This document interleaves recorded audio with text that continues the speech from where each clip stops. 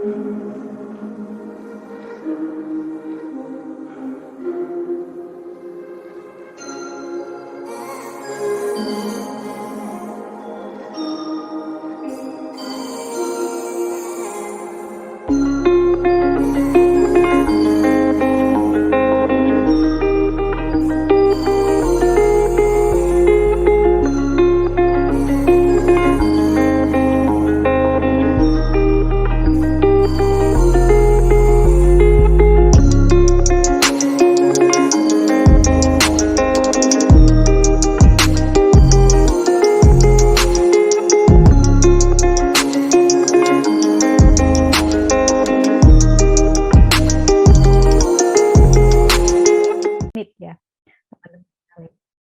baik, tidak berlama-lama lagi, langsung saja saya serahkan kepada Bapak Arvindo untuk menyampaikan materinya.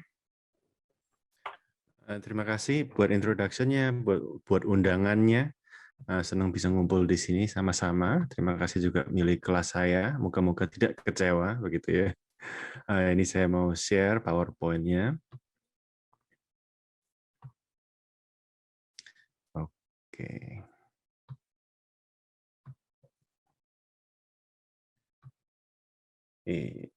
Nah, ini kepenulisan esai filsafat. Ya. Oke, disclaimer dulu. Ini beberapa disclaimer ya.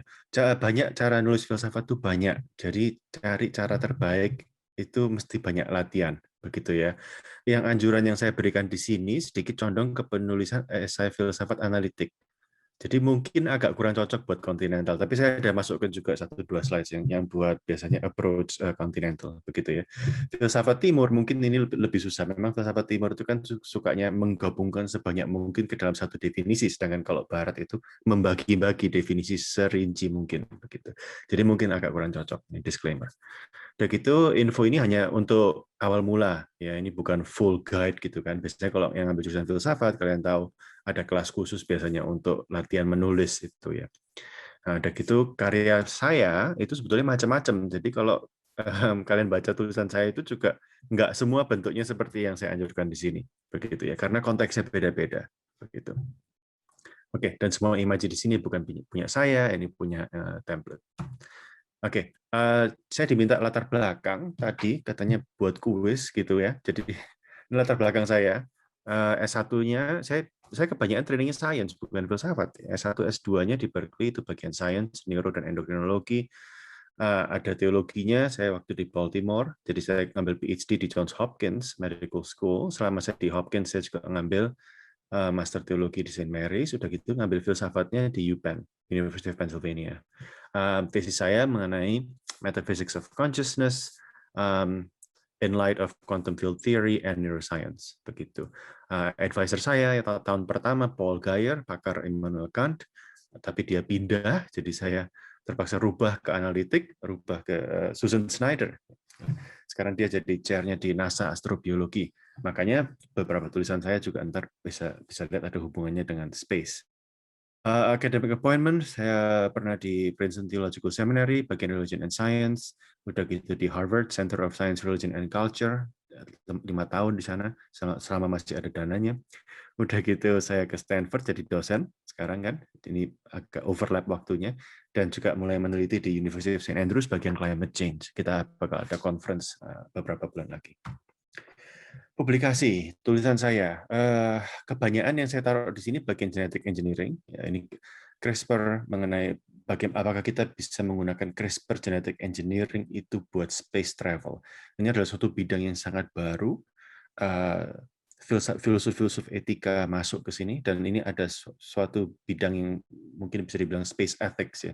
Ini bidang yang sangat baru dan sangat menarik buat saya. Introducing the CRISPR world, ini dari Zygon, dan CRISPR Advent of Lulu and Nana. Ini Lulu and Nana adalah anak kembar Tiongkok yang di genetic engineer. Saya mengarang editorial mengenai itu. Dan karangan saya mengenai konsep terapi dan enhancement itu ada di Handbook of Philosophy and Policy di Palgrave tahun 2018. Itu mungkin yang paling dekat dengan ini. Buku yang akan terbit ini mengenai transhumanisme dan juga mengenai CRISPR seperti tadi yang sudah disebut. Oke, sekarang masuk ke isi. Jadi kita bicara kerangka tulisan, singkat aja, ya, milih topik, cari sumber, udah gitu argumentasi, yang paling beratnya argumentasi. Kerangka, esai apa yang akan ditulis? Ya. Coba lihat dulu, kalau menurut saya pertama lihat dulu, mau masukkan kemana? Mau masukkan ke jurnal atau buat buku, lihat dulu formatnya seperti apa. Ya. Udah gitu, panjangnya seberapa? Ini bantu kita mau masukkan berapa banyak materi, berapa banyak argumen. Begitu kan? Guideline-nya itu apa. Dan pikirkan, audiensnya dari jurnal itu siapa? Orang awam, jurusan filsafat kok, atau para ahli, khusus misalnya, pakar Kant semua, pakar analitik semua. Ini kan berbeda-beda. Jadi pikirkan audiensnya.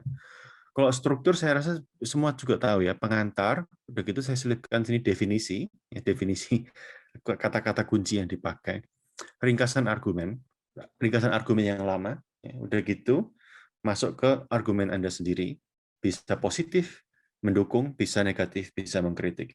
Jumlah argumen berapa banyak yang dimasukkan ini tergantung dari panjangnya artikel itu. Ya. Nah, udah gitu sediakan juga counter argument dan respons, baru konklusi.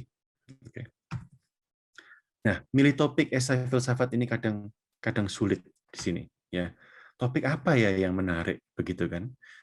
Kalau waktu saya conference minggu lalu, saya baru ketemu anak dia bilang, aduh saya dengar loh, ada yang bilang moralitas itu relatif.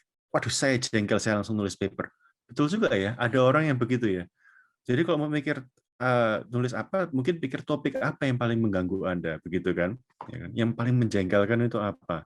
Jadi mungkin itu adalah posisi tertentu dalam perdebatan etika, ya, seperti kayak karangan-karangan saya. Mungkin juga posisi tradisi filsafat tertentu yang bertentangan dengan tradisi filsafat Anda, itu juga bisa ditulis begitu. Ya, udah gitu pikir, kenapa ya aku nggak setuju? Alasan-alasannya apa ya? Begitu. Bisa juga lihat dari dampaknya ke dunia. Ada mungkin isu yang kita ingin bahas karena menurut kita dampaknya sangat penting dan sangat baik. Misalnya konsep-konsep ekologi, konsep keadilan, gitu. Utopia, tidak semua orang setuju, ya kan?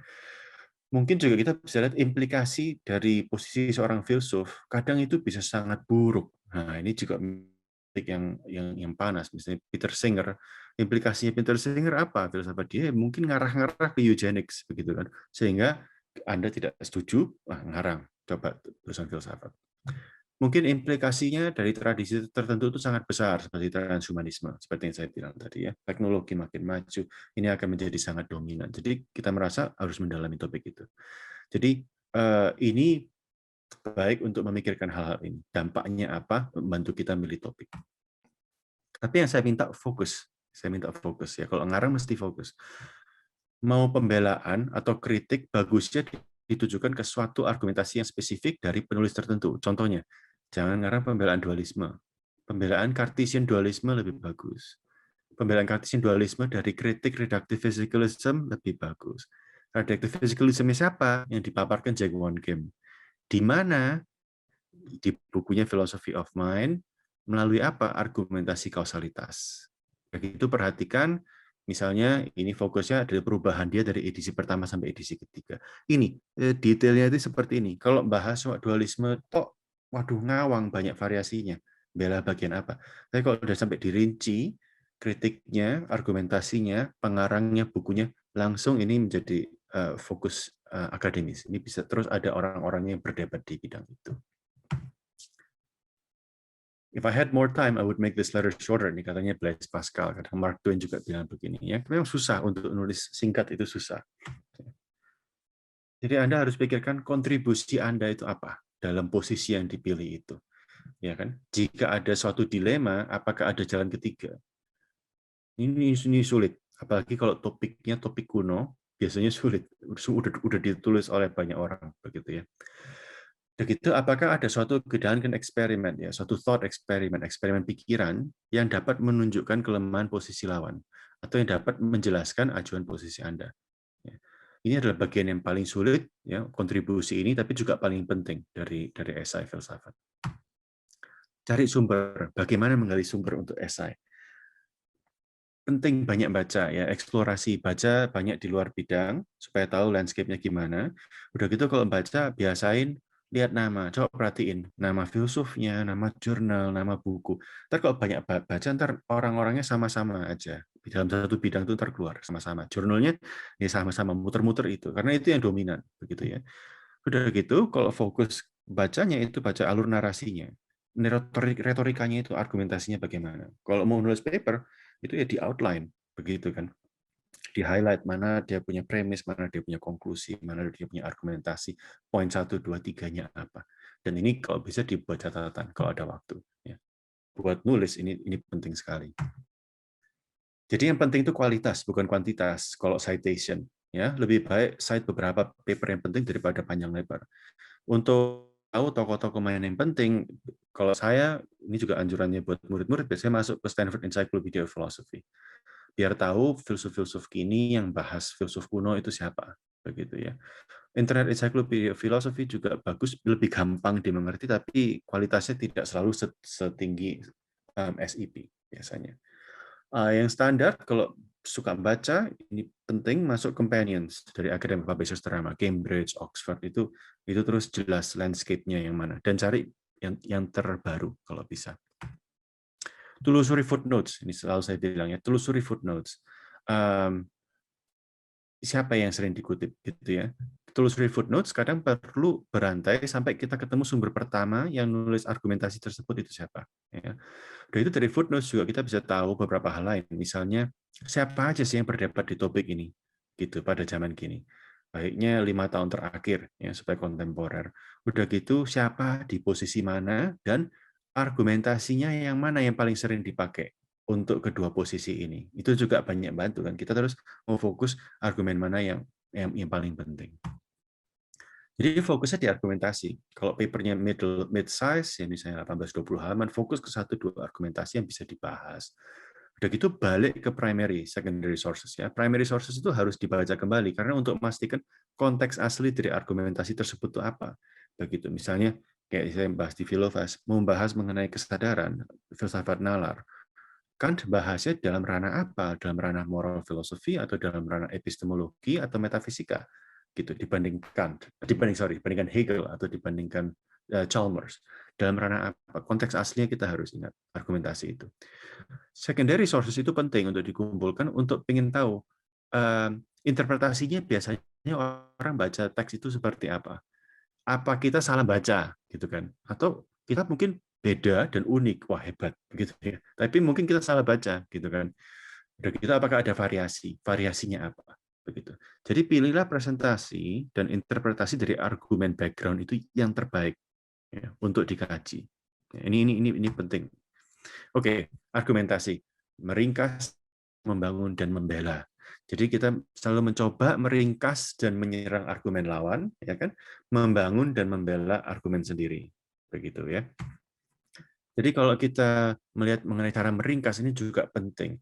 Kita coba ringkas argumen yang dikarang itu serinci mungkin kalau bisa hampir dalam format syllogism. Ya. Mengandung premis dan konklusi. Ini makanya penting untuk baca-baca. Untuk bisa nulis bagus mesti bacanya juga detail. Ya. Jadi definisi juga kalau bisa diperjelas. Definisi baik menurut si penulis di argumen itu, ya di konteks itu, ya, atau juga definisi menurut Anda untuk menulis esai Anda. Itu mungkin working definition ya. Menurut saya karena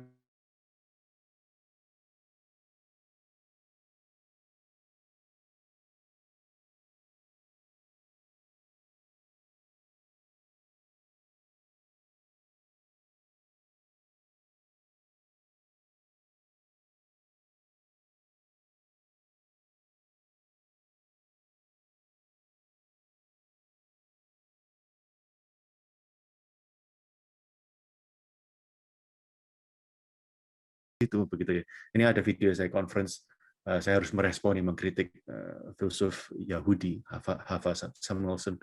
Ya dia ada di situ, begitu kan. Jadi harus fair. Kalau nggak fair juga nggak dianggap sama dia, nggak dianggap sama orang lain juga. Jadi ingat, menulis juga mesti begitu. Anggap kita ketemu orangnya. Oke, batasi kutipan argumen. Ini kadang susah. Ya. Jadi apakah nggak boleh ngutip? Boleh ngutip, tapi ngutipnya itu gimana? Ngutipnya itu kalau filsuf itu sendiri mempresentasikan argumennya dalam syllogism, itu kutip. Itu penting. Karena dia sendiri presentasinya begitu. Ya kan? Udah gitu kalau ada kunci penting, definisi esensial, itu boleh dikutip. Tapi tiap kali ngutip, kita harus terus ikuti dengan penjelasan kenapa kita mengutip dan kaitannya dengan argumentasi kita apa. Gitu ya. Soalnya nyatanya kan penerbit ntar ada batasnya. Kayak kemarin ini saya mesti balikkan chapter dosen tertentu karena dia terlalu banyak ngutip, ditolak penerbit gitu ya. Jadi kita tidak bisa terlalu banyak mengutip. Mengenai gedangkan eksperimen lagi, thought experiment. Terkadang argumen itu nggak ada tapi terselubung dalam suatu cerita, ya kan, dalam suatu gedangkan eksperimen. Kalau ketemu gedangkan eksperimen, coba lihat kondisi gedangkan eksperimen itu apa. Namanya juga gedangkan eksperimen, thought experiment. Pasti itu tidak sesuai dengan realita, kan? Memiliki kondisi yang sifatnya modal, ya, subjektif itu modal. Kalau begini, kalau begini. Lah kalaunya itu coba dibongkar. Kalau-kalaunya dirubah, apakah konklusinya berbeda? Kalau berbeda berarti itu adalah kondisi yang kunci, kondisi penting. Itu yang terus kita analisa, kita bandingkan dengan realita. Ini coba kasih contoh misalnya John Searle punya argumen mengenai Chinese room argument itu kan. Ya kan dia ceritanya mengenai kamar yang tertutup tanpa interaksi, ya kan. Jadi itu kan dibongkar sama orang kan. Ya kamu punya gedangkan eksperimen itu nggak bisa. Kalau dirubah orangnya bisa berinteraksi, ya terus bisa belajar begitu.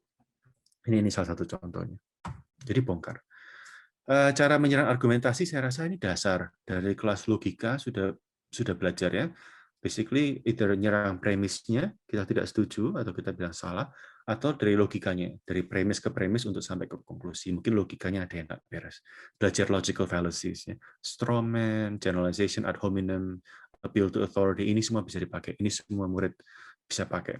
Dan menurut saya ini penting buat yang masih belajar karena kadang kan kita ngasih argumen baru itu susah. Jadi ya belajar mengkritiklah dengan baik. Itu kontribusi.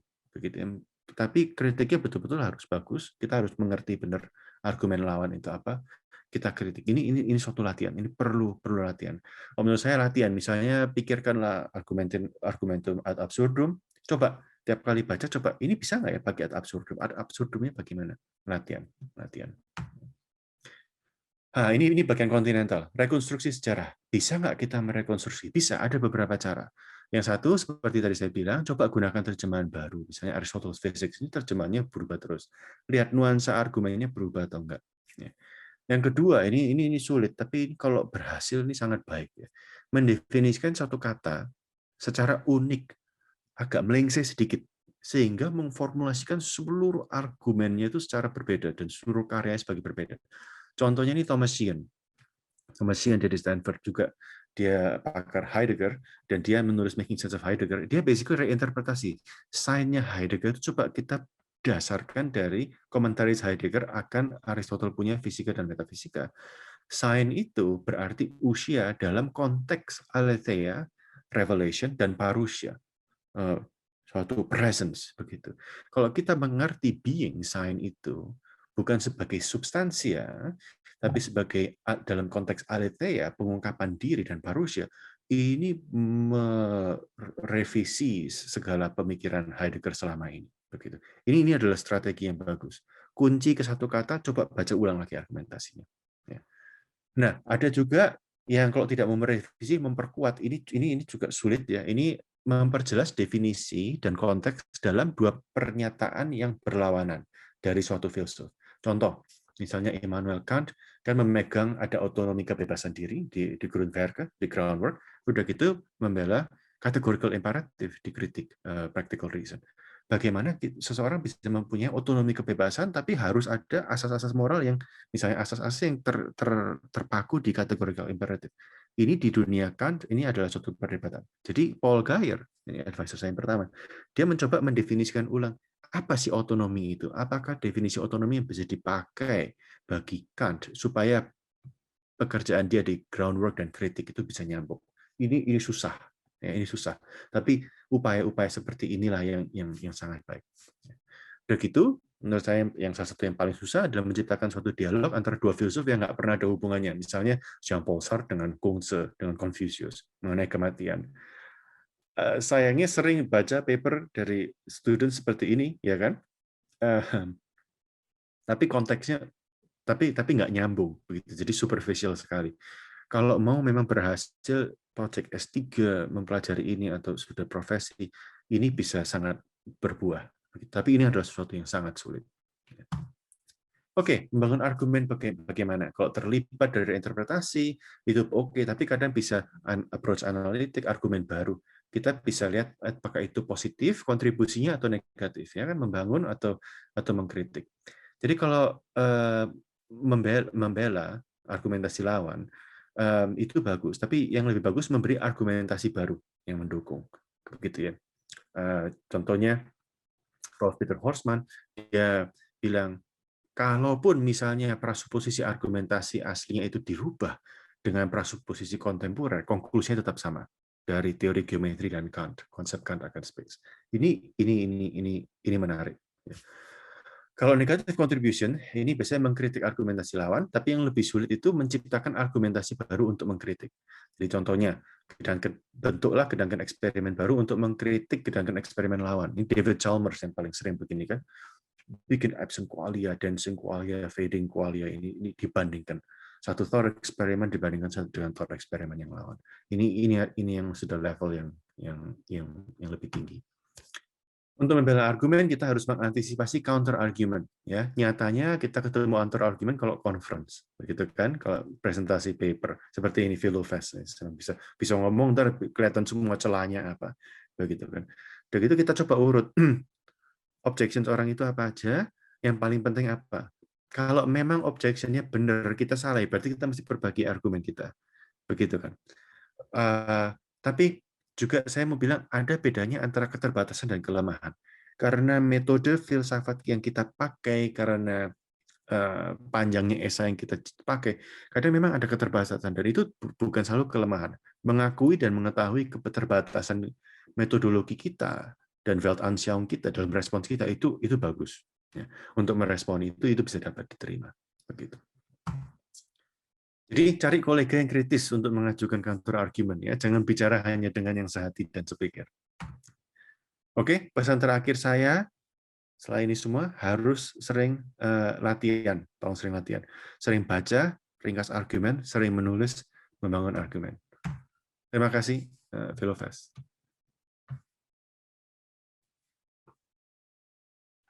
Ya, baik. Terima kasih Pak Arvin untuk pemaparannya yang singkat, padat, dan tapi sangat jelas buat kita semua. Sebentar lagi kita akan masuk kepada sesi Q&A ya, teman-teman semua. Mungkin saya akan memberikan summary sedikit ya. Tadi Bung Arvin sudah menyampaikan ada 4 kunci bagaimana kita mau menulis esai filsafat. Yang pertama poinnya adalah kerangka. Kita harus memikirkan kita mau menulis itu di mana, untuk apa, panjangnya seberapa, dan siapa audiensnya. Kemudian yang kedua adalah topik, itu kita pikirkan apa yang mengganggu pikiran kita, apa yang ingin audiens dapatkan dari tulisan kita, kemudian kita memikirkan spesifikasi dari topik itu, semakin spesifik semakin bagus, dan juga memikirkan posisi yang kita ambil dalam tulisan kita. Kemudian poin yang ketiga tadi adalah mencari sumber, yaitu kita harus banyak-banyak membaca dan memperhatikan siapa yang kita baca tersebut, alur penulisannya, dan juga kita mengutip argumen yang berkualitas, dan kita mengutamakan juga untuk membaca primary sources, begitu ya. Dan kemudian yang poin terakhir adalah argumentasi. Kita belajar untuk meringkas dan menyerang argumen lawan. Kita harus mengetahui dengan benar dulu bagaimana argumen lawan sebelum kita menyerang, dan kemudian kita belajar untuk membangun dan membela argumentasi kita. Nah, kira-kira itu paparan dari Bung Arvin pada malam hari ini kalau bisa saya ringkaskan gitu ya. Nah, teman-teman, sekarang saya akan membuka ruang tanya jawab. Mungkin kita akan menghabiskan waktu sekitar 20 menit untuk kita tanya jawab ya. Jadi silahkan yang mau bertanya ya, silakan mengangkat tangan. Saya akan menyebutkan namanya dan kemudian saya persilahkan untuk membuka mic-nya. Silahkan.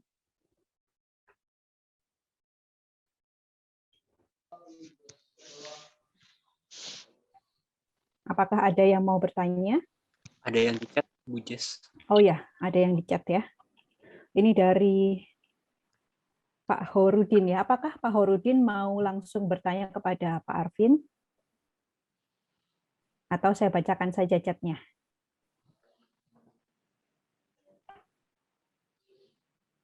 Baik, kalau begitu saya bacakan saja ya, Pak Horudin ya. Izin bertanya, adakah perbedaan dari segi sistematika antara esai filsafat dan esai humaniora?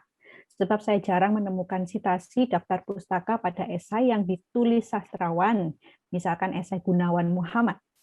Lalu saya pernah membaca esai Martin Suryajaya yang berjudul 4 Pertanyaan Bagi Sastra, yang mengubah atau menerjemahkan sintaksis puisi menjadi versi kalkulus predikat.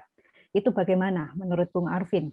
Mengenai topik ekologi, adakah saran pemikir siapa mengenai hal itu? Terima kasih. Sepertinya materi dari Bapak bisa menjadi satu buku tersendiri. Ya, baiklah. Saya serahkan langsung kepada Bung Arvin. Sepertinya Ya, ada 2 pertanyaan ya di sini, Bung Arvin. ya, terima kasih atas pertanyaannya. Apakah ada beda antara esai filsafat dengan esai humanuria? Saya rasa keunikan filsafat ada unsur ini ya, argumentasinya itu, dan juga ada unsur sejarah filsafatnya yang membuat topik filsafat itu unik begitu. Kalau esai humanuria biasa itu kadang lebih dipentingkan untuk mudah dimengerti. Itu kadang ada sifat retorikanya itu. Enak disampaikan dan persuasif. Jadi ada sifat-sifat retorikanya. Saya katakan ini soalnya sewaktu saya mengarang buat pertandingan esai, ya waktu itu mengenai konteks humanuria, itu esai saya itu bersifat sangat sangat retorika begitu ya. Banyak appealing to emotion-nya, penceritaannya bagus, contohnya menyentuh emosi begitu ya. Tapi dan saya menang dapat piala perunggu waktu itu. Kalau waktu saya menulis tesis filsafat saya, kan ini kan banyak pertanyaan untuk mengarang tesis. Itu saya betul-betul rinci seperti guideline yang saya kasih di sini.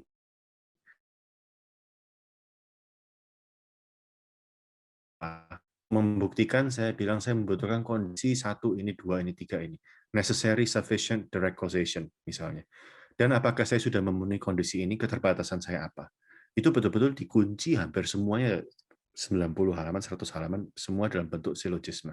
Begitu ya. Dan itu saya kaget, itu diterima with distinction. Itu biasanya seperti summa cum laude, jadi tanpa revisi dari dosen-dosen. Karena bentuknya betul-betul sudah seperti dari kayak rumus matematik begitu. Saya bilang ini karena alasannya 1, 2, 3. Saya bilang ini karena 1, 2, 3. Mungkin dosen saya juga capek gitu ya. Wah, udah biarin aja anak ini bikin apa gitu ya. Tapi karena kok ada krep dikunci semua, susah ada bebannya. Nah, itu biasanya filsafat seperti itu. Dan ini agak analitik, makanya saya bilang approach saya ini agak analitik dalam bidang ini. Ya. Udah gitu ya, mengenai ekologi banyak variasinya, susah memang dibacanya. Ekologi tergantung dari bidang sainsnya, fokus ke bagian tanah, atau fokus ke bagian air, atau fokus ke bagian karbon, fokus ke bagian ekonomi, atau ke bagian ekofilsafatnya. Ini kan dari tradisinya dari post-structuralist ya, dari Prancis, dari Félix Guattari misalnya, atau dari Arnanes, bisa baca lari ke filsafat ke sana. Atau bisa lari ke ekoteologi dengan agama, itu bisa baca tulisan-tulisan Ilya Delio, Celia Dean Drummond. Saya agak main di situ karena saya adalah latar belakang agama. Jadi kayak conference yang akan saya adakan nanti, itu di sana ada Ilya Delio, dia lebih ekoteologi, tapi saya juga panggil pakar policy dari Harvard, Sheila Jasnoff, dan itu panggil dari politik Karena Gore. Karena Gore anaknya Al Gore yang berkecimpung menentukan policy akan climate change. Jadi coba interseksi antar berbagai bidang ini, begitu. Jadi terserah mau masuknya ke bidang mana, ya senengnya aja gitu baca yang banyak. Baik. Thank you. Terima kasih Bung Arvin. Sekarang saya akan membacakan satu pertanyaan lagi dari Mbak Retno Suryandari. Nah, tapi di sini ada Bung Eduardo yang juga sudah mengangkat tangan. Mungkin Bung Eduardo setelah pertanyaan ini ya, saya akan menuju ke Bung Eduardo. Oke, untuk pertanyaan dari Mbak Retno, di sini menarik ya, izin bertanya, untuk menulis sebuah esai kan sebaiknya fokus, seperti yang tadi disampaikan Bung Arvin ya.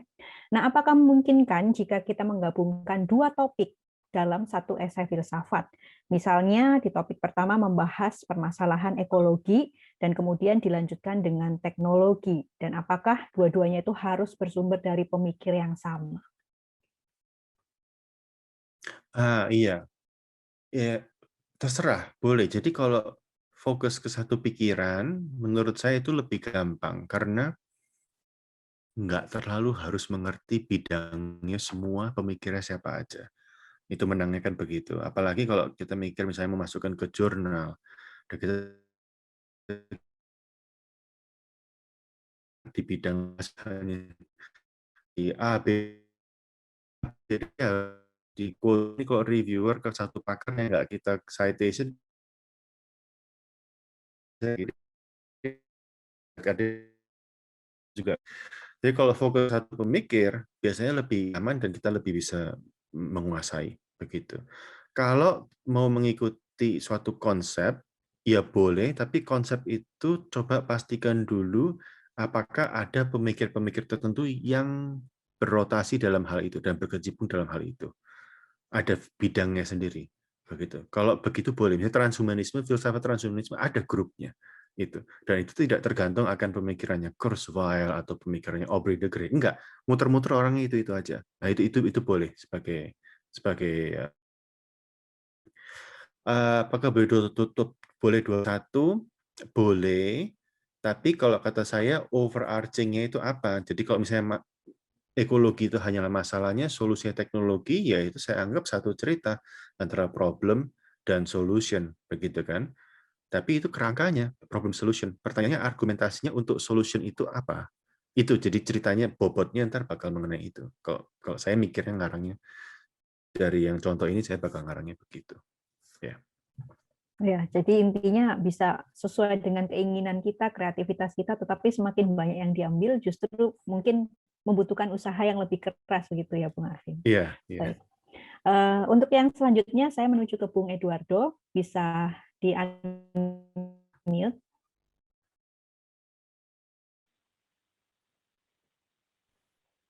Silakan, Bung. Oh, saya sudah unmute. Udah, oke. Tidak terdengar, Bung, suaranya. Ya, sudah terdengar nih.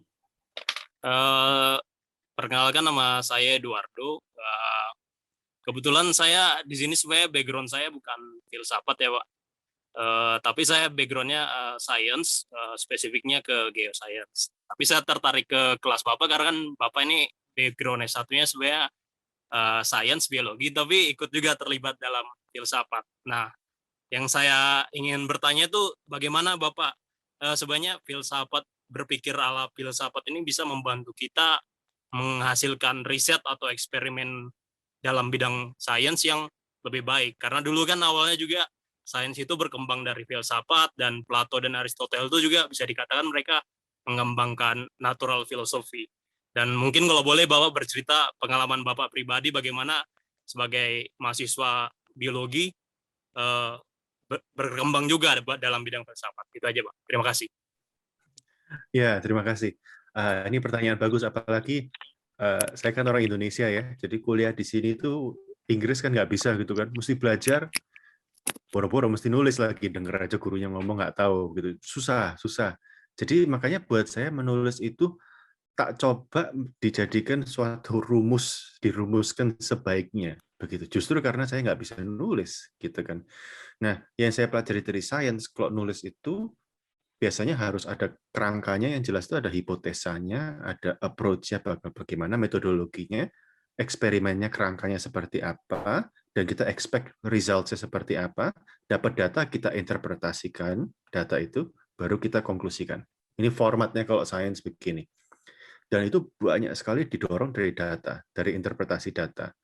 Nah, masukannya apa kalau dari filsafat, kalau belajar filsafat, masukannya itu, filsafat itu kan bagian argumentasi. Jadi sebetulnya membantu sekali sewaktu saya menulis discussion section dari paper sains saya.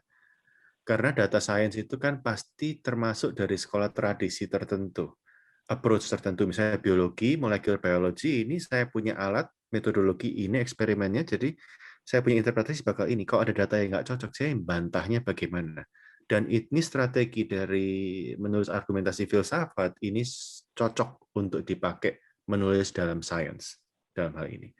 Jadi discussion itu sangat penting. Misalnya saya bidang kanker. Kanker itu banyak yang mempelajarinya dalam aspek genetika, Ada yang mempelajari dalam aspek epigenetika, ada yang mempelajari dari aspek metabolisme, dan ada yang membahas dari imunologi. Ini nggak bisa cover empat-empatnya kan, gitu. Ya metabolisme aja, ya metabolisme saja. Jadi kalau ketemu data dengan yang dari imunologi, bagaimana data kamu bisa cocok dengan yang imunologi? Cocok atau tidak itu membutuhkan suatu argumentasi, dan itu harus berhati-hati berdasarkan apa yang kita miliki, premis-premisnya, datanya, begitu kan, dibanding dengan yang lawan itu seperti apa. Jadi itu kontribusi kalau menurut saya. Ya. Apakah Bung Eduardo sudah terjawab atau mau sedikit menanggapi? Ya, mungkin saya ada yang lupa atau apa. Sudah ya Bung Eduardo ya. Oke, kalau begitu kita ke Bung Adrian Ben ya. Silakan Bung Adrian. Terima kasih Pak Arvin. Terima kasih juga untuk jawaban yang barusan, karena pertanyaan saya sebenarnya menjurus ke arah yang sama persis dengan pertanyaan dari Bung Eduardo tadi.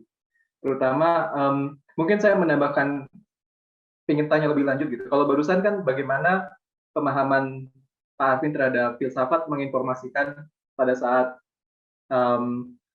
Bapak menuliskan katakanlah publikasi untuk bidang sains gitu kan, bagaimana cara membangun argumen.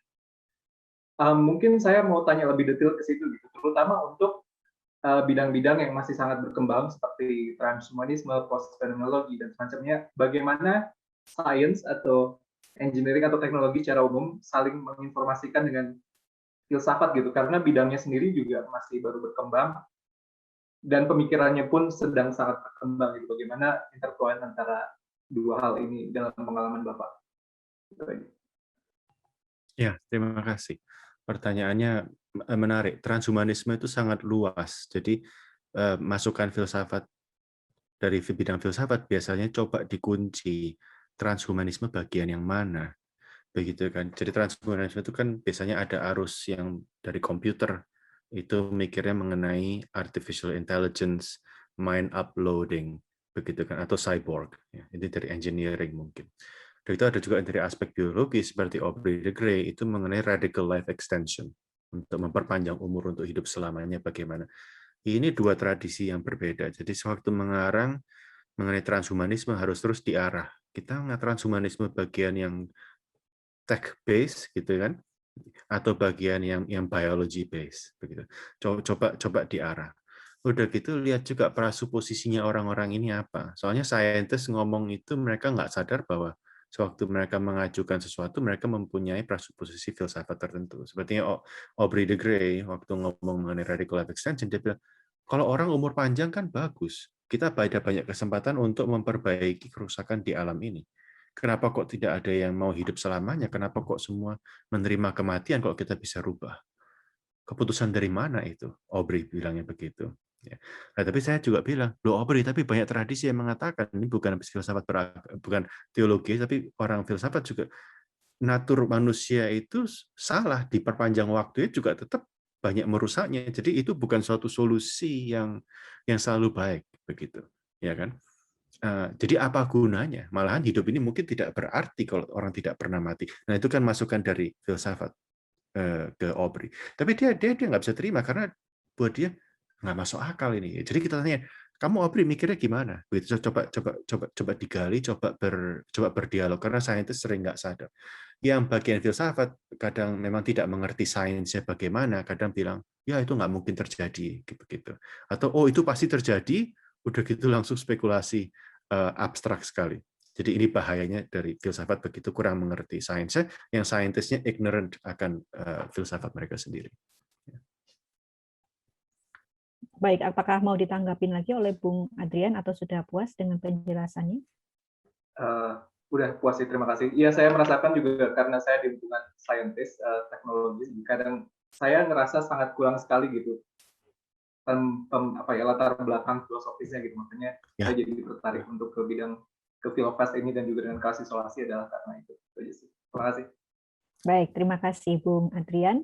Di sini sudah ada banyak pertanyaan. Saya akan bacakan menurut urutannya ya. Dari Bung Dery, bagaimana dengan mengapropriasi dua pemikir dari dua tradisi yang berbeda, yaitu dari kontinental dan analitik. Misalnya bagaimana memasukkan kritik Derrida atas fenomenologi Husserl untuk mendukung eliminative naturalism. Oke, iya, boleh, boleh. Apalagi kalau dua-duanya sudah ngomong, itu udah paling enak. Kalau ini bisa Derrida ngekritik fenomenologi Husserl, berarti dia sudah ngomong kan, gitu. Dia sudah ngomong, ya udah kita pakai. Dia punya kritik itu apa? Argumentasi Derrida itu apa? Coba di outline, begitu kan? Udah gitu kita coba balik lagi baca ke Husserl, argumennya Husserl itu kira-kira aslinya bagaimana? Apa Derrida itu sewaktu mengkritik ada salah mengerti? Pasti orang baca itu kan ada pengertiannya sendiri kan. Itu yang coba kita gali. Dan kita bisa lihat interpretasi Husserl itu apa aja dan apakah semuanya itu memang kena oleh kritiknya Derrida. Kalau ini mau belain Husserl, ya begitu. Jadi apropriasi dua tradisi berbeda nggak apa-apa. Kalau dilihat dari argumentasinya saja tidak apa-apa. Ini approach analitik. Kalau approach yang lebih kontinental, saya bilangnya bakalan coba lihat Derrida perangkatnya mengkritik Husserl itu kenapa? Derrida dulu gurunya siapa? Dia nggak happy-nya kenapa? Konteks sejarahnya bagaimana? Lebih main ke sini kan. Ini juga kadang disebutnya genetik. Konteksnya kenapa kok Husserl nulis begini? Si Derrida kenapa kok menulis begini? Asal usulnya dari mana? Dan mungkin terus bisa ditarik dalam sejarah, oh ini memang selalu ada perdebatan antara dua program metafisika yang berbeda, dan ini hanyalah dua representasi dari dua tradisi itu. Ini juga ada approach sejarah. Terserah mau dikarangnya gimana. Biasanya akhirnya kalau yang filsuf terkenal, dua-duanya ini baur. Jadi bacanya seru gitu kan. Ada analitiknya, itu ada sejarahnya, dibolak-balik gitu. Baik, jadi masih memungkinkan ya Bung Arvin ya untuk menggabungkan dua tradisi tersebut.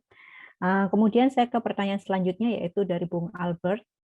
Ini pertanyaannya sangat menarik ya. Dikatakan masalah yang sering kali saya temui, saya yakin juga kita semua banyak temui ya, adalah saat menelusuri pustaka terdahulu sampai dapat puluhan karya filsafat orang. Akibatnya ketika benar-benar mau nulis jadi bingung, mau mulai dari mana.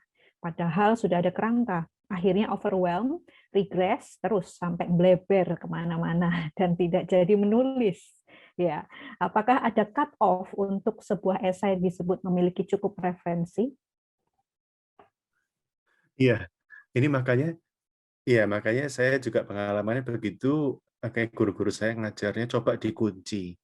Kalau sampai kerangkanya itu kemana-mana, berarti kerangkanya masih terlalu besar, kerangka topiknya.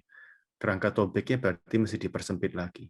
Kalau butuh, ya studi etimologi juga sebetulnya itu juga salah satu kajian filsafat juga. Jadi dikunci aja ke satu terminologi. Begitu. Seperti saya ini ada si Bradshaw dari Texas kan, ke Kentucky nggak salah. Dia ngarang Aristotle East and West. Ini satu buku Cambridge Press hanya membahas satu kata yaitu energi ya, mengenai kerja. Energon dari Aristotle, dan bagaimana interpretasi Aristotle dibawa dalam tradisi Barat, begitu dibawa juga ke tradisi Yunani Timur, ke Timur. Hanya satu kata itu saja ditelusuri begitu. Jadi memang filsafat itu seperti samudra luas waktunya, dan bidangnya juga kemana-mana. Jadi kunci dengan satu kata juga kadang sudah cukup. Jadi dibikin sesempit mungkin. Ya, mungkin masalahnya adalah ini masih terlalu luas ya, kita harus menyempitkannya begitu ya Bung Arvin. Mesti dicari kuncinya ini apa sih yang ingin kita bahas dalam tulisan kita begitu. Mungkin Bung Albert mau menanggapi secara langsung atau sudah puas dengan jawabannya? Mungkin masih merasa aduh gitu ya. Izin bertanya lanjutan ya. Ya, boleh silakan. Kan untuk membuat, kalau tadi kerangkanya sudah jadi, tapi kan kita ingin mendukung atau memberikan fondasi bagi kerangka itu ya, untuk topik tertentu misalnya kita kasih fondasi. Nah, ketika kita mau kasih fondasi itu seringkali masalahnya adalah kita regress jauh ke misalnya kita mau ngomongin soal perpanjangan hidup radikal ya, radical expectation. Kita akan ngomongin manusia, ya kan. Nah, ketika kita ngomongin manusia itu nantinya terus sampai ke esensi manusia dan sebagainya. Nah, itu cut off-nya bagaimana?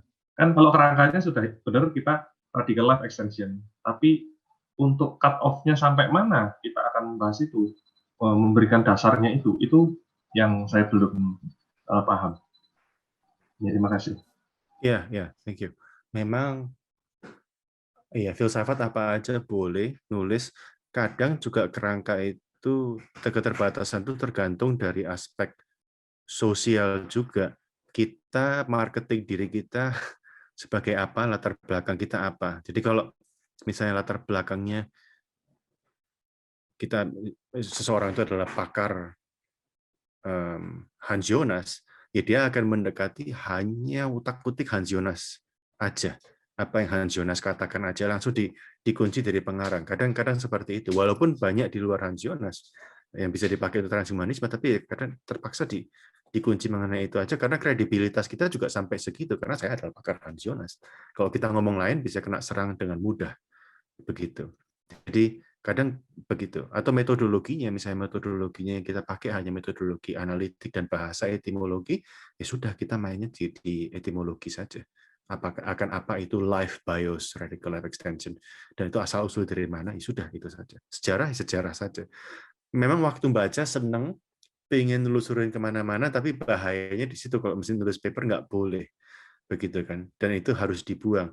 Kadang orang yang background science seperti saya, problem saya ingin tahu data sebanyak mungkin, entar ngarangnya gimana itu tergantung inspirasi gitu kan. Kita kan mau seagnostik mungkin begitu kan, kumpulin data semua gitu. Kok di filsafat teologi jangan begitu karena nggak ada batasnya gitu ya. Boleh dibilang lebih luas dari sains karena sains eksperimennya terbatas yang bisa dikumpulin data. Kok filsafat ribuan tahun, ribuan orang, jutaan orang nggak bisa begitu. Jadi ada misi tertentu dan kita hanya pakai kalau bisa mensupport argumen kita itu juga membantu. Kalau sudah ada tahu argumentasinya bagaimana, kita setuju, kita hanya ambil yang sesuai, yang memperkuat. Apakah menambahkan materi ini akan memperkuat atau bakal distracting? Kalau bisa ada follow up question dari reviewer, jangan dimasukkan. Itu mungkin salah satu guide praktikanya. Kalau kira-kira itu bisa membuka pertanyaan dari orang lain, jangan dimasukkan. Kalau otoritas kredibilitas kita dipertanyakan, jangan dimasukkan karena berarti backingnya kurang jelas. Ini moga-moga lebih bantu. Baik, terima kasih Bung Arvin ya. Kita ke pertanyaan yang selanjutnya dari Bung Ahmad Faizal. Ya, ini juga saya rasa sering terjadi khususnya di Indonesia ya kalau saya amati begitu. Bagaimana memastikan konsep atau teori yang kita gunakan untuk menganalisis sebuah fenomena tidak terjatuh pada cocokologi, memaksakan pemikiran tokoh agar terkesan ilmiah. Kemudian yang kedua ya, izin rekomendasi teori atau tokoh kontemporer yang fokus pada kajian filsafat teknologi dan masyarakat digital. Terima kasih. Oke, bagaimana menganalisa fenomena tidak terjatuh pada Cocokologi. Oh iya, ya itu makanya mesti baca argumentasi lawan apa. Itu bagusnya kalau baca banyak jurnal kan pasti dia ada dialog. Kita nulis filsafat itu kan kita tiba-tiba ikut nimbrung ngomong sama orang lain yang sudah ngomong ribuan tahun kan gitu. Jadi kita mesti tahu siapa yang ngomong apa, dia ngomong apa, kita tahu, baru kita coba masuk ke situ. Nggak mungkin bisa aja cocokologi karena pasti ada yang nggak cocok, ya ada lawannya itu selalu begitu. Jadi coba mengerti isu-isunya apa dulu begitu. Ya. Playing devil's advocate juga bisa. Kalau saya di posisi itu bagaimana argumentasinya? Itu juga bisa membantu. Waduh, filsafat teknologi ini saya rasa luas sekali. Salah satu pemikir yang kepikir buat saya adalah Nick Bostrom di Oxford. Mungkin mulai dari situ dulu. Transhumanisme ntar bisa kemana-mana dari situ. Atau kalau misalnya betul-betul urusan digital, baca mengenai information philosophy.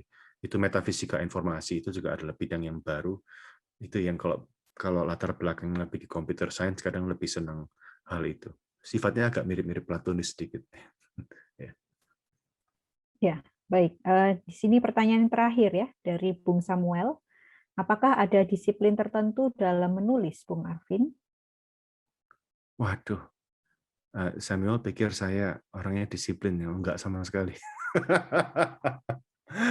Jadi begini, kalau saya disiplin menulis belum tentu karena banyak kerjaan untuk menulis, jadi terpaksa ya yang diminta apa terpaksa itu menulis begitu. Disiplinnya mungkin ada beberapa patokan pribadi buat saya. Saya tiap tahun harus mengarang artikel paling sedikit 2 atau 3. Itu kayak patokan pribadi. Jadi saya mulai mikirkan itu konferensi. Itu satu disiplin boleh dibilang.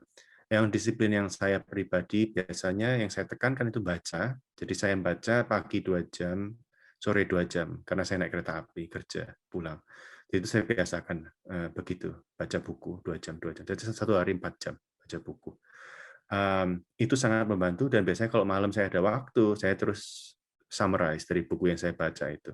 Enggak harus mengingat semuanya, tapi kalau saya mau balik, ntar isu apa yang saya mau angkat dari buku-buku ini, begitu. Itu biasanya saya begitu. Tapi ini latar belakang disiplin hanya untuk general knowledge saja, begitu ya. Kalau waktu penelitian, ya saya bacanya bakal fokus hanya nyari artikel-artikel tertentu, buku-buku tertentu, begitu. Iya, wah ini luar biasa ya, kita sebagai orang mungkin kita juga jarang untuk membaca gitu ya, nggak sampai 4 jam dalam sehari. Hari ini kita juga belajar dari Bung Arvin ya, sehari membaca 4 jam ya teman-teman semua.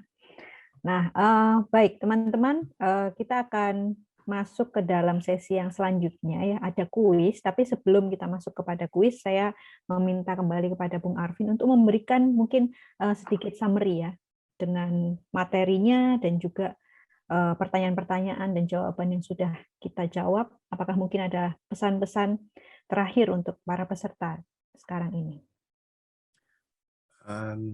Ya, saya rasa pesan saya banyak membaca untuk mengerti argumentasi orang bagaimana, banyak latihan menulis. Jadi kalau menulis itu juga coba menulisnya sesyllogistic as possible begitu. Coba dilatih. Tapi akhirnya juga kita mesti mikir kita mau latihan cara menulis yang gaya apa. Itu juga bakal berbeda. Itu yang saya sadari. Waktu saya sengaja ngambil kelas literatur Inggris berbeda-beda. Ada satu di Departemen Retorika, satu lagi di Departemen Film Studies, satu lagi Departemen Teologi. Lain-lain disuruhnya. Gayanya juga lain-lain. Dan begitu saya kebiasaan dari kelas 1 masukkan ke satu lagi, juga dosennya kasih feedback. Ini kita biasanya nggak nulisnya begini. Begitu ya, ini kurang mendekati hati. Jadi kalau kita mau latihan juga kita harus pikir profesi kita apa, latih satu metodologi menulis ya seperti itu. Begitu ya. Itu dilatih. Jadi juga kita mesti mikir menulis seperti apa. Ya latihannya difokuskan begitu. Ya, terima kasih. Jadi resepnya adalah banyak membaca, banyak memberikan summary, dan juga banyak-banyak berlatih ya teman-teman sekalian. Nah, sekarang kita akan masuk ke dalam kuis ya. Saya akan melemparkan satu pertanyaan mengenai materi dan pemateri pada hari ini, dan kami akan memilih hanya satu pemenang di dalam room ini untuk mendapatkan nanti sebuah hadiah, yaitu buku. Bukunya apa? Itu masih misteri ilahi ya. Nanti akan diumumkan di main session kita begitu. Baik, pertanyaan saya, nanti kalau ada yang bisa menjawab, langsung ketik saja di chat room ini, dan yang pertama kali muncul itulah pemenangnya, dan tentu saja jawabannya benar ya. Kalau pertama kali muncul ternyata jawabannya salah, ya tetap tidak begitu. Baik, pertanyaannya didengarkan baik-baik ya teman-teman. Sebutkan dua sekolah yang pernah di-attend atau di Bung Arvin ini pernah sekolah di sana gitu ya. Sebutkan 2 nama sekolahnya, dan kemudian juga sebutkan 1 judul penelitian dari Bung Arvin ya. Nah, supaya kita lebih mengenal pemateri kita, silakan boleh open book ya, open Google gitu ya. Silakan teman-teman. Pertanyaannya tadi 2 sekolah dan 1 judul penelitian ya. Jadi Bung Dery kurang lengkap nih. Silakan. Langsung diketik di chat room ya. Langsung 3 ya, berarti 2 sekolah, 1 penelitian ya, dalam 1 kali klik teman-teman gitu. Masih googling nih sepertinya Bung Arvin ya. Karena kalau googling Bung Arvin itu keluarnya semua, aduh terlalu banyak ya. gelarnya terlalu banyak, sekolahnya terlalu banyak, penelitian juga terlalu banyak gitu. Oke. Saya sendiri Google nggak semua artikel judulnya saya ingat. Nah, ini Bung Arvin, jawaban dari Mbak Retno, apakah sudah betul? Ya, betul. Betul ya? Ya, Ya. baik. Nah, berarti yang menang ya kuis hari ini adalah Mbak Retno Suryandari. Nanti Mbak Retno silahkan memberikan nomor WA-nya di direct chat pada saya. Sekarang juga ya Mbak Retno ya. Silakan diberikan nomornya.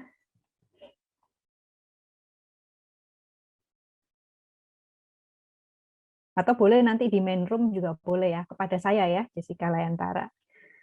Nanti supaya bukunya itu bisa dikirimkan ya. Baik teman-teman, kalau sudah selesai, kita akan kembali ke main room. Saya kurang tahu apakah sudah pada kembali ya, karena di jadwal saya cek memang 8:30. Bagaimana Bung Samuel? Apakah kita bisa kembali atau bagaimana?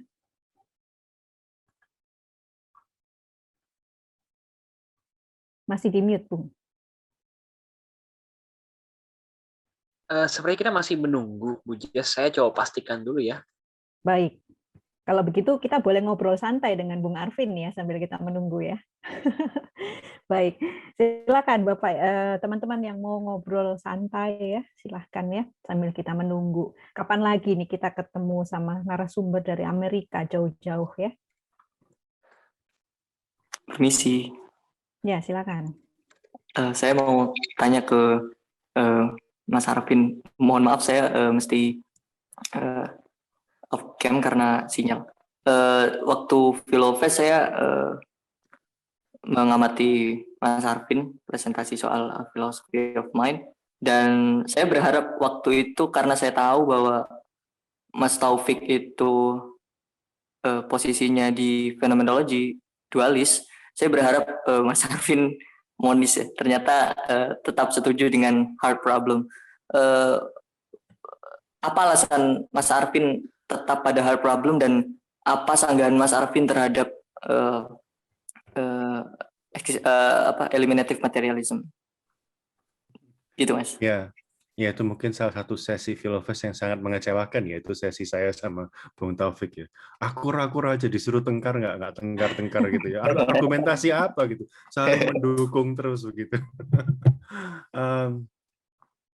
Iya, kenapa saya nggak setuju ya karena saya merasa kayak Patricia Churchland itu dia memiliki presupposisi filsafat yang dia nggak sadar gitu kan, hanya materialism. Itu kan posisi filsafat begitu. Jadi itu sudah bukan urusan sains lagi, datanya sama tapi interpretasinya berbeda begitu. Dan itu jadi argumentasi filsafat lah kenapa kok saya pilih hard problem ya, karena menurut saya pertanyaan-pertanyaan qualia itu tetap tidak bisa dijawab oleh reductive materialism begitu. Beberapa ajuan saya dan juga Susan Snyder, dosen saya, itu kita mencoba apakah ada eksperimen-eksperimen yang kita bisa coba dari gedangkan eksperimen itu sekarang pakai teknologi bisa nggak dilaksanakan, begitu ya. Jadi kalau bisa dieksperimen ya terus bisa mulai dibahas beberapa gedangkan eksperimen yang mencoba masuk ke dunia qualia. Jadi itu memang lagi kita coba usahakan. Kalau gitu terus mulai menarik ya. Apakah ini bisa salah mengenai hard problem ini? Begitu. Oke Mas. Terima kasih Mas. Ya.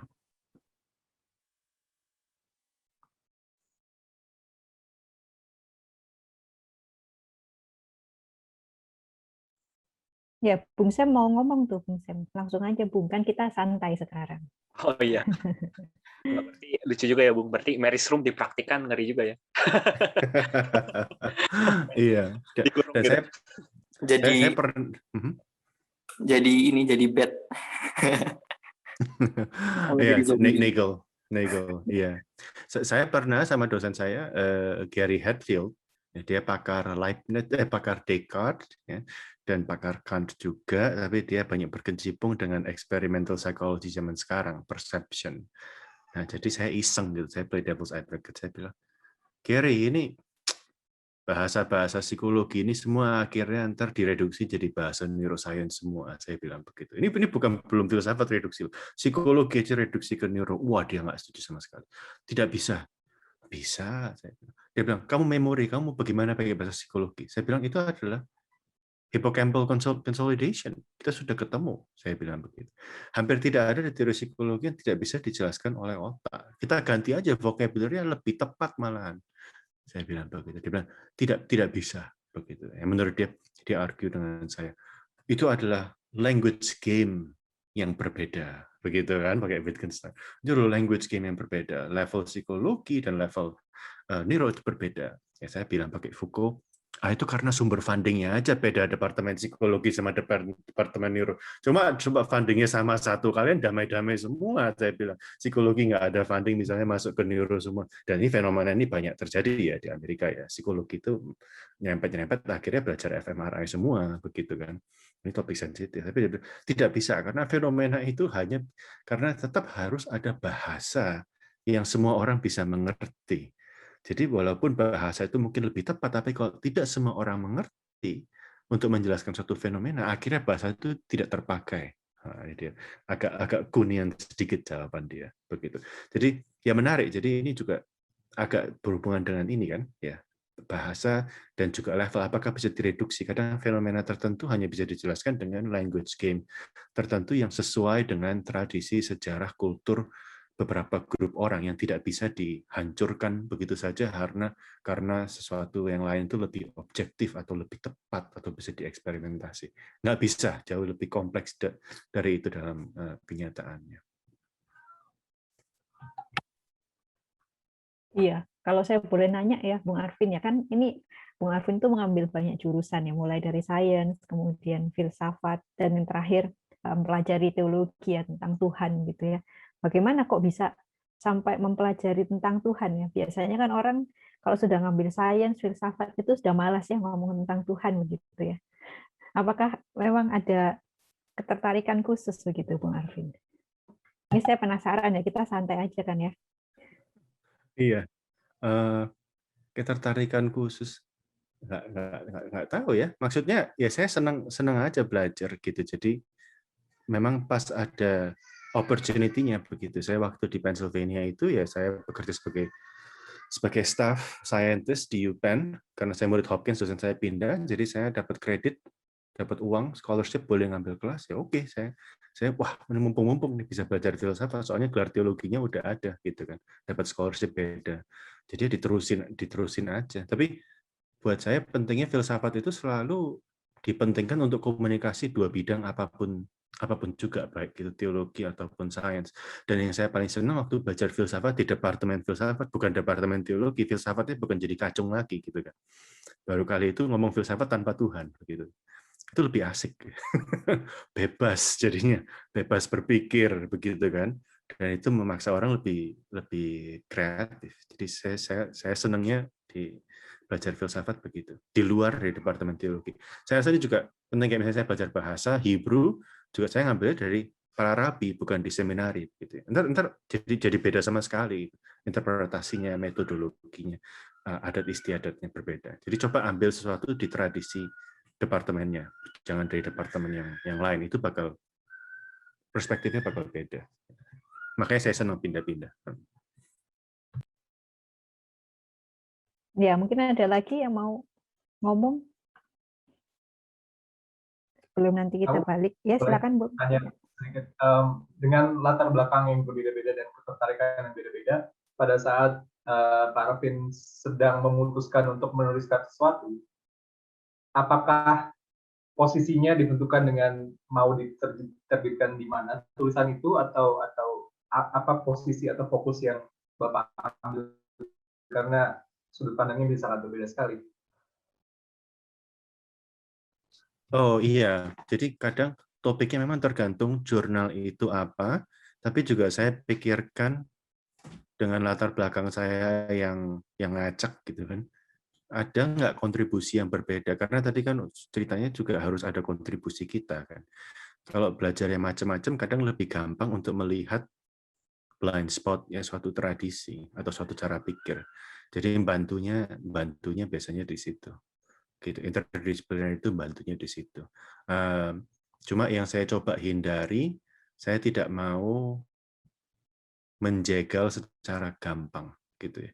Oh, Aristotle salah ya, karena Aristotle dulu nggak tahu ada bagian otak bagian ini kan, makanya itu teori dia mengenai memori salah. Itu saya nggak suka gitu. Ya, jadi saya pengen tahu dulu dia konteksnya apa, dia ngomong begitu, makanya saya juga akhirnya belajar filsafat juga supaya diskusinya lebih fair, nggak cuma dari satu sisi berat udah gitu mengkritik hanya karena mereka kurang teknologinya atau karena waktu begitu.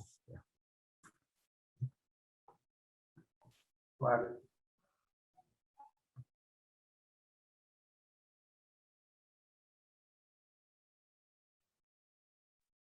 Di sini berapa banyak yang studi filsafat?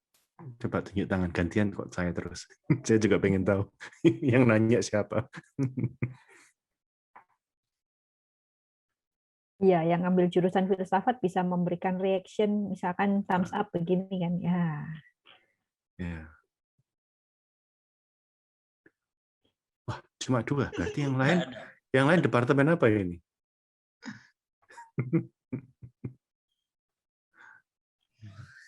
Oh, yang lain nggak ada ya? Mungkin Itu dari Azarel saya. menarik usia ini. 14 itu, Azarel. Masih SMP, homeschooling. Oh, Hmm. waduh, advance sekali.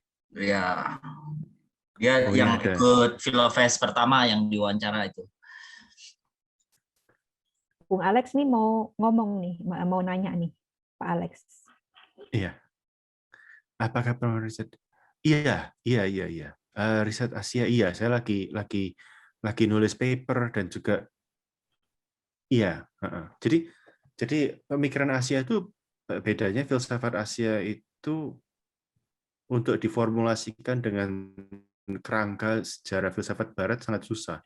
Jadi biasanya kalau belajar filsafat Asia, pegangnya misalnya Feng Yuran, itu sejarah Tiongkok udah gitu, udah gitu yang itu Wei Ming itu dia sekarang disebut sebagai idealis gitu kan, diadu sama Xunzi yang realis begitu. Tapi ini kategori Barat. Jadi bagaimana? Sun Tzu dan Wang Yang sendiri merasa mereka dalam satu tradisi yang sama, yaitu Konghucu. Gitu. Repotnya filsafat Tiongkok ini gini, kita akur-akur aja kalau kita sama-sama Cina, kita semua menghormati tradisi begitu. Jadi bilangnya semua setuju, padahal enggak. Kalau dibaca tuh enggak. Ya saya setuju. Menurut saya ini dan itu tambahin satu unsur baru. Unsur baru itu yang bikin berbeda. Jadi cara berfilsafatnya sangat berbeda dengan Barat. Kalau Barat kan langsung bilang, kamu salah, kamu karena begini-begini. Kalau Tiongkok, enggak, saya setuju, cuma saya tambahin ini ya, begitu. Jadi artinya lebih luas. Jadi filsafat Tionghoa itu menariknya di situ, menurut saya. Ya, baik. Ini ada pengumuman dari panitia bahwa kita bisa kembali ke main session ya, teman-teman. Jadi bisa klik di live room, tapi jangan live meeting ya. Kita live breakout room dan kembali ke main session. Baik, terima kasih sekali lagi untuk Bung Arvin dan juga teman-teman yang sudah hadir ya. Thank you semua. Silakan kembali.